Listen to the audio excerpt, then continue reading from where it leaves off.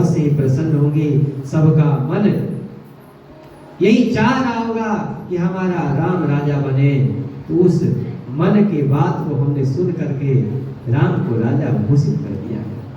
कल हमारा राम राजा बन जाएगा। यही अवसर मंगल परम सुनि रहस्य उर निवासु। शोभत लखी विधु बढ़त जनु बारिधि बीच विलासु। कहते हैं कि जब रानियों ने सूचना पाई कि हमारा राम कल राजा बनेगा, महाराज जैसे पूर्णिमा के चंद्रमा को देख करके समुद्र में उफान आ जाते हैं, सुनामी आ जाते हैं, उसी प्रकार से माताओं के हृदय में राम जी का राज तिलक के बाद सुन करके उफान आ गए, सुनामी आ गए। तब महाराज दशरथ जी गुरुदेव से प्रार्थना करते हैं कि गुरुवर, जो राज तिलक से पहले के कार्य होते हैं, जो कुछ नियम होते हैं, आप वो राघव को बता दीजिए ताकि वो अभी से पालन करने लगे। राज तिलक से पहले भूमि पर शयन करना होता है, ब्रह्मचर्य का पालन करना होता है, एक फलहार करके ही रहना होता है। जो भी नियम है आप राम और जानकी को बता दीजिए, वो ऐसा करेंगे। गुरु को जब कहा तो गुरु जी चल दिए राम जी के पास। राम जी को जब ये सूचना मिली कि मेरे गुरुदेव आ रहे हैं, गुर आगमनु सुनत रघुनाथा। गुर आगमनु सुनत रघुनाथा। गुर आगमनु सुनत रघुनाथा। गुर आगमनु सुनत रघुनाथा। द्वारे आई करना बहु माथा। द्वारे आई करना बहु माथा। द्वारे आई करना बहु माथा। द्वारे आई करना बहु माथा। सेवक सनन स्वामी आगमनु। सेवक सनन स्वामी आगमनु। सेवक सनन स्वामी आगमनु। सेवक सनन स्वामी आगमनु। मंगल मूल अमंगल दमनु। मंगल मूल अमंगल दमनु। मंगल मूल अमंगल दमनु। मंगल मूल अमंगल दमनु। जब मेरे राघव जी ने सुना कि गुरुदेव आए हैं, मेरे राघव जी दौड़े दौड़े दरवाजे पर गए और गुरु जी को साष्टांग प्रणाम किया। उनको आदर पूर्वक अपने महल में ले आए, उनको सुंदर आसन दिए, जानकी जी के साथ गुरुवर का चरण पखारे और उस चरण के जल को पान किए, अपने पूरे महल में सिंचन करवाया और हाथ जोड़ करके कहे कि गुरुवर, यदि सेवक के घर में स्वामी का आगमन हो जाए, यदि भक्त के घर में भगवान का आगमन हो जाए, तो सेवक का बहुत बड़ा सौभाग्य। हम आज अपने सौभाग्य को बता नहीं सकते कि आज हमारा कितना बड़ा सौभाग्य है कि हमारे इस महल में आप बता रहे हैं, परंतु हे ना, यदि कोई कारण होता, यदि कोई कार्य था तो आप हमें बुला लिया होता। आने का कष्ट हमें कुछ समझ में नहीं आया ना। हमें बहुत प्रसन्नता है कि आप आए, परंतु इस बात का दुख है कि आपको कष्ट हुआ आने। आप इस दास को आज्ञा दे दिए होते कि राम को बुलाओ, मैं तुरंत ही वहां पर आ जाता। बोले कि वशिष्ठ जी कहते हैं कि रघुनंदन, ये कार्य ही ऐसा है कि मुझे यहीं आकर के बताना था। बोले कि बताइए। गुरुदेव ने कहा कि कल आपके पिता ने ये निश्चय किया है कि आपको राजा बना दिया जाएगा। भूप सजे अभिषेक समाजो, चाहत देन तुम्हारी युवराजो। तुमको युवराज बनाना चाहते हैं, इसलिए हे राम, आज आपको सारे संयम, सारे नियम करने होंगे। गुरु जी ने सब कुछ सिखा करके वहां से चल दिए। अब जब देवताओं ने ये सुना कि राम राजा बनने वाले हैं महाराज, और उनको ऐसी चिंता हुई कि उनके पेट में दर्द शुरू हो गए कि राम राजा कैसे बन सकते हैं। देवता लोग परेशान, सकल काय का हो यही काली। सब लोग तो ये मना रहे हैं कि जल्दी कल हो जाए, जल्दी कल हो जाए कि हमारा राम राजा बने, लेकिन देवता लोग विघ्न मना वही देव उचाली। देवता लोग विघ्न मना रहे हैं कि कल सुबह ना हो, क्योंकि सुबह होगा और राम राजा बन जाएंगे। तो देवता लोग ये क्या नहीं चाहते कि राम राजा बने? हाँ, देवता लोग ये नहीं चाहते कि राम राजा बने, क्योंकि यदि राम राजा बन गए तो फिर तो वो अयोध्या में ही रहेंगे। और जिस कारण से इनका जन्म हुआ है कि रावण को मारना है, तो यहाँ रहेंगे तो रावण मरेगा कैसे?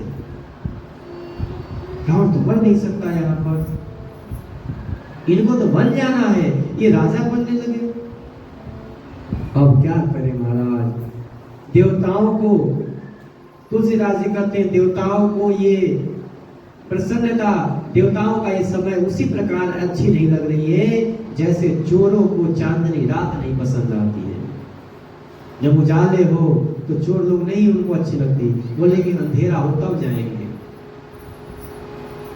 उसी प्रकार से उनको ये शुभ समय अच्छी नहीं लग रही है। बोले अब काम कैसे हो? तब सारे देवता मिल करके सरस्वती मैया के पास गए। बोले मैया आप ही सहायक हो, अब तो आप ही कुछ करो। बोले कि बताइए क्या करना है? बोले कि राम जी तो राजा बनने वाले हैं महाराज, माता कुछ ऐसा करो कि राम जी राजा न बन करके वनवासी बन जाए। आप हमारे इस विपत्ति को, आप हमारे इस दुख को समझिए माता, आप तो करुणामयी हैं, आप ही कुछ करिए। राम जाहि बन राज तजी, होई सकल सुर काज। राम राज छोड़ करके वन में चले जाए, हम सब का काम हो जाएगा माता। माता सरस्वती ने सुना कि देवता लोग चाहते हैं कि राम बन जाए, अपने आप को पछतावा करने लगी कि धिक्कार है तुम लोगों को देवता बनने पर। किस बात के देवता हो कि तुम ये चाहते हो कि राम वनवासी बने? अरे राम राजा बनेंगे तो सबके लिए सही होगा। तब देवताओं ने समझाया कि माता, यदि राम जी राजा बन गए तो ये कभी वन में नहीं जाएंगे, और वन में नहीं जाएंगे तो इतने दिनों से जो माता सबरी राह ढूंढ रही है, जिन सुतीक्ष्ण जी का ध्यान करते करते पूरा हड्डियां दिखाई दे रही हैं, इतने बड़े बड़े ऋषि जिन्होंने अपना प्राण आहुति कर दी उन राक्षसों ने उनका भक्षण कर दिया, जिनकी हड्डियां इंतजार कर रही है रघुनाथ जी की, उनका जीवन सार्थक कैसे होगा माता? आप कुछ कृपा करिए। माता कहती है, ऊंच निवास नीच करत होती, इतना ऊंचा होकर के भी तुम्हारे ऐसे नीच कर्म है। देख ही न सके पराई विभूति, दूसरे के ऐश्वर्य को नहीं देख सकते हो तुम लोग। लेकिन अगले ही बार माता ने सोची आखिर देवताओं का तो काम बनाना ही पड़ेगा। माता सरस्वती वहां से चल दी महाराज अयोध्या में। अयोध्या में आकर के माँ वाणी, माँ सरस्वती ये देखती हैं कि अब मैं किस पे प्रभावित करूं। सारे के सारे जितने हैं अयोध्या वाले, सब के सब निर्मल बुद्धि वाले, सात्विक बुद्धि वाले, किसका मैं मति फेरूं? कोई मिला ही नहीं।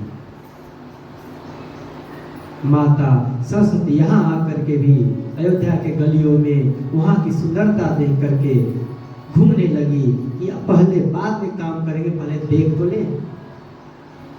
घूमते घूमते माता को एक इंसान दिखाई दिया। नाम मंथरा मंदमती, चेरी कैकई केरी, अजस पेटारी ताही करी, गई गिरामती फेरी। एक मंथरा है जो मंदमती है, दुर्बुद्धि है वो, और वो कौन है? चेरी कैकई केरी, कैकई जी की दासी है वो माता कैकई उसको अपने मायके से ही लेकर के आई थी। वो कैकई जी को पाली थी, तो उसके कैकई जी के पिताजी ने मंथरा को कैकई जी के साथ ले भेज दिया। माता सरस्वती सबको देखती रह गई पर किसी पर प्रभाव नहीं पड़ा। बोली कि अब यही है, और माता सरस्वती उस मंथरा के बुद्धि में प्रवेश कर गई। उस मंथरा का बुद्धि पलट गया महाराज। कहते हैं कि सारे अपयशों का जड़ बन गई मंथरा। अब मंथरा जो नगर में बाजने बाज रहे हैं, जो श्रृंगार हो रहे हैं, वो सब देख करके उसका शरीर जलने लगा महाराज कि राम राजा कैसे बन सकता है। राम राजा नहीं बनना चाहिए, किसी प्रकार से राम राजा नहीं बनना चाहिए। दौड़ी दौड़ी दौड़ी दौड़ी भरत जी के माता जी के पास गई, माता कैकई के पास गई, और वहां जाकर के लगी रोने। का अनमनी हंसी का हंसी रानी। तब माता कैकई ने कहा, अरे पगली, आज क्यों रो रही है? आज तो प्रसन्नता का दिन है। आज देखना, मैं कब से सब लुटाए जा रही हूँ, सुबह से लगी हूँ, जब से सुनी हूँ कि मेरा राम राजा बनने वाला है, मैं इतने सारे खजाने लुटा दी, तू आई नहीं अभी तक। मैं तेरे लिए देखे ये कितने सुंदर सुंदर वस्त्र आभूषण रखी हूँ, जो तुझे पसंद है वो ले ले तू। आज प्रसन्नता का दिन है और तू रो रही है। परंतु तो क्या करे महाराज, तुलसीदास यहाँ लिखते हैं, उतरते न ले सासु, नारी चरित करि ढारई आंसू। जैसे नारियों का स्वभाव होता है, नारियों का ये स्वभाव होता है, वो जल्दी ही उनके आंखों से आंसू आ जाते हैं। माता कैकई बार बार पूछ रही है मंथरा से कि बता क्या कारण है, पर वो कुछ बताती नहीं है। केवल कहते हैं ना कि नारियों को जल्दी आंसू आ जाते हैं, केवल रो रही है, केवल रो रही है, केवल रो रही है। तब माता कैकई हंस करके बोली, मुझे लगता है लक्ष्मण ने तुझे कुछ कहा होगा, वही नटखट है, वही कुछ कर सकता है तेरे को। तूने कुछ उनको गलत बोला होगा, वो तुझे डांट दिए होंगे। पता क्या बात है? तो कहते हैं, मंथरा कहते हैं कि मुझे लक्ष्मण क्यों डांटेगा? भला मैं लक्ष्मण के क्या बिगाड़ने वाली हूं, उनको मुझे डांटेगा? बोलती नहीं है, केवल लंबी लंबी लंबी लंबी सांस लेती है। जैसे एक नागिन सांस छोड़ती है, वैसे वो सांसें छोड़ रही है केवल। कहती है कि मुझे वो भला क्यों सीख देगा? वो मुझे सीख देने वाला कौन है? और जो तुम बोल रही हो, जो तुम पूछ रही हो कि कुशल से तो हो, तो मैं तो कुशल से हूं, और आज इस अयोध्या में और कोई कुशल से है नहीं। केवल अगर कुशल से है तो है राम। राम वही छाज कुशल के ही आजो। राम को छोड़ करके आज कौन कुशल है? माता बोली कि क्या बात कर ली, सब कुशल से तो है ना, बता, अभी तक तू रो रही है। डर गई माता कैकई। माता कैकई बोली कि बता।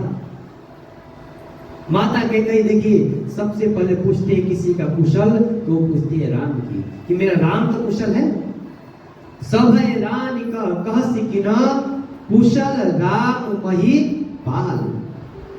माता कैकई के पति है महाराज दशरथ, परंतु अपने महाराज की कुशलता नहीं पूछती, पहले पूछती है राम की। माता कैकई से ज्यादा प्रेम करने वाला अयोध्या में तो क्या पूरे ब्रह्मांड में कोई नहीं है जो राम जी से ऐसा प्रेम करता है।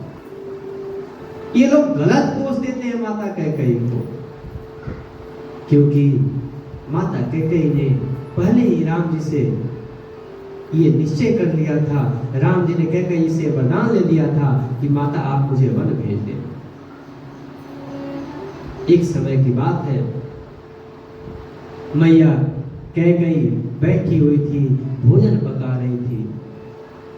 मेरे रघुनाथ जी आकर के और माता कैकेयी का पीछे से नेत्र बंद कर लिए। जब नेत्र बंद करते हैं और मेरे रघुनाथ जी बोलते हैं कि बताओ मैया मैं कौन, बताओ। तो बोली कि ऐसा नटखट तो लक्ष्मण ही हो सकता है, तुम लक्ष्मण हो। तब मेरे रघुनाथ जी तुरंत हाथ हटा करके और सामने आकर कहते मैया आज तू पहचान नहीं पाई, आज तू हार गई मेरे से। बोले कि हाँ आज तो मैं अपने लाला से हार गई। बोले कि ठीक है, हारने वाले जीतने वाले को कुछ देते हैं, तुम भी हमें कुछ दो। मैया कैकेयी मुस्कुरा करके बोली कि बोल लाला तुझे क्या चाहिए, आज जो तेरे जी में आए वो मांग ले, मांग ले तेरे को क्या चाहिए। आज तेरी मैया तुझे कुछ भी देने से इनकार नहीं करेगी। राम जी बोलते हैं कि मैया पक्का दोगी ना। बोले कि तू मांग तो सही, तो अभी मेरा प्राण मांग ले, मैं तुझे प्राण देने के लिए भी तैयार हूं। मांग तो मेरे लाला, आज जीवन में पहली बार तो राम मेरे से कुछ मांग रहा है और मैं इसमें भी इनकार करूंगी, मांग ले। बोले कि भैया मैं कोई सामान्य वस्तु नहीं मांगने वाला हूँ, आप सोचे ही हो कि मैं कोई खिलौने मांगूंगा, अपना एक धनुष मांगूंगा, बाण मांगूंगा, ऐसा कुछ नहीं मांगने वाला। मैं बहुत ही कीमती चीज मांगने वाला हूँ। और एक बात बताता हूँ भैया, मुझे विश्वास है कि जो मैं मांगूंगा वो देने का और कोई दे सकता है तो केवल और केवल मेरी कैकेयी मैया ही है। मुझे कौशल्या मैया भी ये नहीं दे सकती है, मुझे दे सकती है तो केवल और केवल मेरी कैकेयी मैया देगी। कैकेयी नहीं बोली कि जब इतना तुझे विश्वास है लाला तो तू आज मांग ले, जो तुझे मांगना है मांग।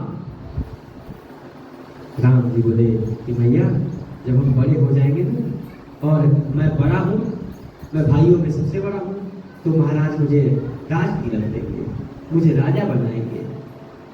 बोले कि हाँ। माता कैकेयी बोली कि उस समय तो मेरे लिए सबसे बड़ा दिन होगा रे, जिस दिन तू राजा बनेगा। बोले कि बस भैया उसी दिन एक काम करना है आपको। बोले कि क्या करना है। बोले कि देख मैं बताने से पहले तुम्हें एक बात बता दूं कि यदि जो मैं मांग रहा हूं यदि आपने मुझे वो दे दिया तो हो सकता है कि आपका पुत्र, आपका प्रिय भरत आपको माता ना करे। माता कैकेयी ने जब इतना सुना, माता कैकेयी थोड़ी डर सी गई महाराज। फिर थोड़े क्षण में माता बोली कोई बात नहीं, मेरा भरत मुझे माता नहीं कहेगा तो चलेगा, मेरा राम तो मुझे माता कहेगा। बोल तुझे क्या चाहिए।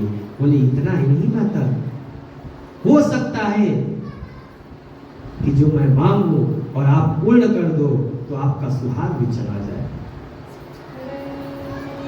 और जिस सुहागिन स्त्री के सामने उसकी सुहाग के जाने की बात हो जाए महाराज, उस सुहागिन स्त्री का क्या हाल होगा। माता कैकेयी कांप गई।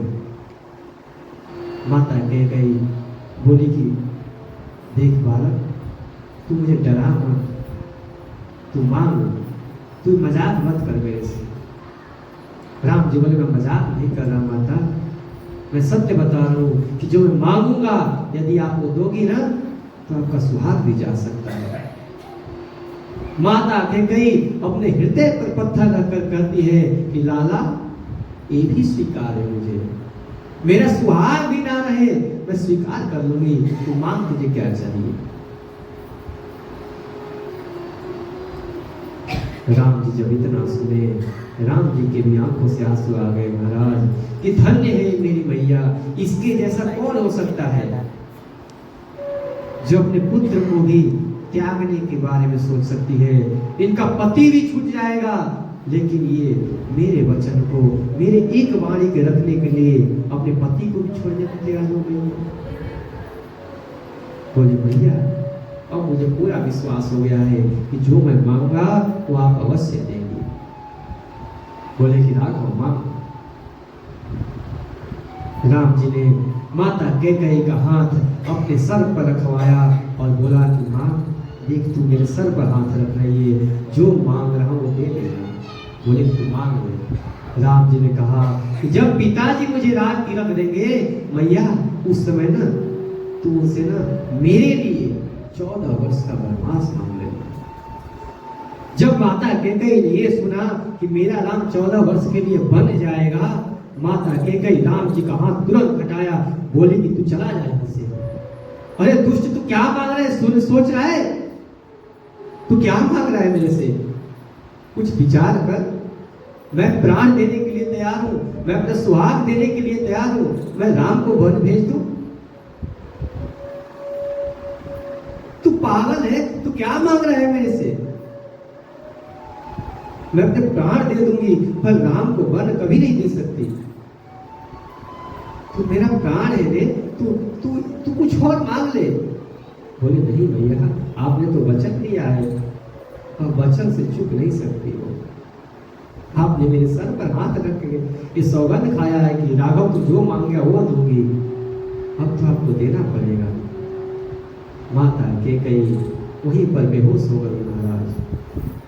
कुछ समय तक राघव जी माता कैकेयी के सर के पास बैठे रहे और जब माता कैकेयी को होश आया तो माता कैकेयी बोले कि राघव तू ये बता कि तू 14 वर्ष के लिए वन जो मांग रहा है, कभी तूने सोचा है कि मैं कैसे जीवित रहूंगी? कौशल्या दीदी पर क्या बीतेगी, तुझे कुछ खबर भी है? बोले कि माता केवल मैं आपके पुत्र के रूप में नहीं आया हूं, मुझे बहुत सारे कार्य करने हैं, मुझे मेरा बहुत लोग इंतजार कर रहे हैं। आप मुझे ये मेरा वरदान, ये माता इसके लिए मना मत करना, मुझे भेज देना। उसी समय से कैकेयी मैया महाराज राम जी पर थोड़ी सी प्रेम कम कर दी है। बोले कि एकाएक राम को मैं वनवास दूंगी, कैसे होगा? इतना जो प्रेम करती हूँ। कैकेयी मैया उसी समय से राघव जी से थोड़ी थोड़ी दूरी बना रही है, तो अभी से थोड़ा बिछड़ना मैं सीख जाऊं, क्योंकि मुझे पता है कि मैं अगर जब राम को वनवास दूंगी उस समय मेरा कोई साथ नहीं देने वाला है, सब मेरे से अलग हो जाएंगे, मैं अकेली ही इस अयोध्या में रह जाऊंगी, जो मुझे सब लोग कलंकी समझेंगे। वही माता कैकेयी आज मंथरा कह रही है कि राम के अलावा और कौन प्रसन्न है? इसे अयोध्या में यदि कोई प्रसन्न है, कोई खुशी है किसी को, तो वह राम है और राम की माता है कौशल्या, और सब तो दुखी ही दुखी है। कैकेयी मैया बोलती है क्या बात करती है तू? राम राजा बनने वाला है तो सबको प्रसन्नता है। बोले कि तुम्हें नहीं पता रानी, तुम्हें नहीं खबर कि इस महल में क्या क्या षड्यंत्र चल रहा है। माता कौशल्या ने तुम्हारे पुत्र को तो तुम्हारे मायके भेज दिया और यहाँ पर महाराज दशरथ जी से मिल करके ये षड्यंत्र रच दिया। चतुर गंभीर राम महतारी, चतुर भी है बहुत कौशल्या। भरत को वहां भेज करके और महाराज से बात करके और राम को राजा बनाने के लिए कह दिया।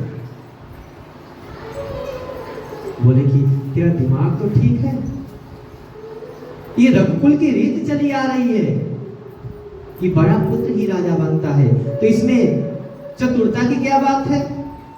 राम बड़ा है चारों भाइयों में, राम ही राजा बनेगा। बोले कि तुम्हें नहीं पता रानी, तुम्हें नहीं पता। यदि राम का राज हो गया, राम का राज तिलक हो गया, तो सबसे पहले यदि कोई दासी बनेगा तो तुम हो। जब इतना उस मंथरा ने कहा, कैकेयी माता थोड़ा डांट करके एक चाटे जड़ दी मंथरा मंथरा को, बोली अपनी जबान को लगाम दे तू। क्या बोल रही है तू कि मैं दासी बनूंगी? कौन दासी बनाएगा?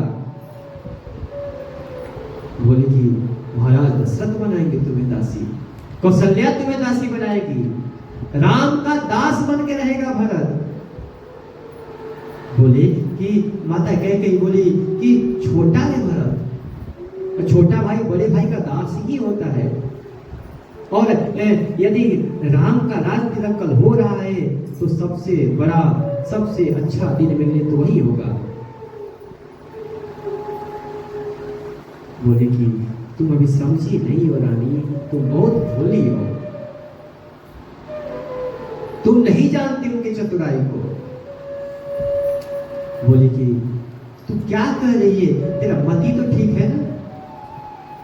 जब इसने महाराज दशरथ के लिए कहा कि वो तुम्हें घर से निकाल देंगे, वो तो तुम्हें केवल प्रेम का दिखावा करते हैं, वो तो कपटी है, माता कैकेयी ने कहा कि अभी तो बोल दिया, आगे से बोली तो मैं तेरा जीव निकलवा लूंगी, आगे से बोल मत देना महाराज के लिए एक भी शब्द। बोली कि मैं कुछ नहीं बोलती, हमें क्या, राजा तुम बनो, राजा तुम्हारा पुत्र बने या कौशल्या का, हमें क्या, मैं तो महारानी बनने वाली नहीं हूं, मैं तो राजमाता बन नहीं जाऊंगी। यदि तुम्हारा पुत्र राजा बनता है तो तुम राजमाता बनोगी, कौशल्या का पुत्र राजा बनता है तो वो राजमाता बनेगी, मैं दासी छोड़ करके महारानी थोड़ी हो जाऊंगी, दासी हूं, दासी ही रहूंगी। और एक बात याद रखना महारानी, यदि कौशल्या का पुत्र वो राम अगर राजा बन गया ना तो तुम अपने पुत्र के साथ कौशल्या की और राम की सेवा करते करते पूरा जीवन बिता दो। यदि तुम उनकी सेवा नहीं की तो तुम्हें और तुम्हारे पुत्र को इस राज्य से बाहर निकाल करके फेंक देंगे वो दोनों। तुमने सुना नहीं है कद्रू और बिरता की कथा? ये जो सौतन होती है ये किसी की नहीं होती है, ये तुम्हें भी नहीं छोड़ेगी। जब मंथरा की ऐसी बात सुनी महाराज, सुन मंथरा बात पूरी तोरी, दाहिनी आंख नित भर कई मोली। माता कैकेयी का भी मस्तिष्क है वो बदल गया, क्योंकि माता कैकेयी बोली कि चलो कुछ तो सहारा मिला, रघुनाथ जी की जो वचन दिया था उसकी पूर्ति के लिए। मैं कैसे अकेले जाकर कहती कि राम तुम बन जाओ, माता कैकेयी तो भूल ही गई थी। मंथरा के बात सुन करके कहती है कि मंथरा तू ठीक कह रही है, मैं मर जाऊंगी, मैं अपने भरत को लेकर के अपने मायके चली जाऊंगी, परंतु मैं किसी की दासी नहीं बन सकती, मेरा पुत्र किसी का दास नहीं बन सकता है। आज सुबह से ही ये जो मेरा दाहिना अंग है ना ये बहुत फर्क रहा है, मुझे लग तो रहा था कि मेरे साथ कुछ अशुभ होने वाला है, परंतु मुझे ये नहीं पता था कि इतना बड़ा अशुभ होने वाला है मेरे साथ। मंथरा बताना ये कैसे होगा, फिर क्या होगा, कुछ उपाय बता इसका। मंथरा कहती है अब मैं नहीं बोलूंगी, अब मैं नहीं बोलूंगी, क्योंकि मेरे पास तो एक ही जीव है, उसको भी तुम उखड़वा दोगे तो फिर मैं बोलूंगा कहां से? तुमने बोला ना यदि मैं कुछ राजा के लिए अनुचित बोलूंगी तो तुम्हारा जीव निकलवा लूंगी, कहीं तुमने जीव निकलवा दिया तो, कहीं मेरा सर कटवा दिया तो? बोले देख मंथरा इस विपत्ति में तू ही एक मेरी साथी है, बता मैं क्या करूं? मंथरा बोली ये देखो रानी मैं बोलूंगी तो आपको बुरा लग जाएगा। बोलेंगे नहीं बोलना, देखना मेरे साथ कितना बुरा हो रहा है, मैं और दासी बनूंगी, मैं आज तक किसी का कुछ बिगाड़ा भी नहीं, अपन न चलत आज लगी अन भल काहु कीन, केहि अब एक ही बार मोहि दैय दुसह दुख दी। मैंने आज तक किसी का कुछ बिगाड़ा नहीं, तो विधाता ने किस कारण से मुझे एक ही बार में इतना बड़ा दुख दे दिया? किस प्रकार से? कोई तू उपाय बता। मंथरा कहती है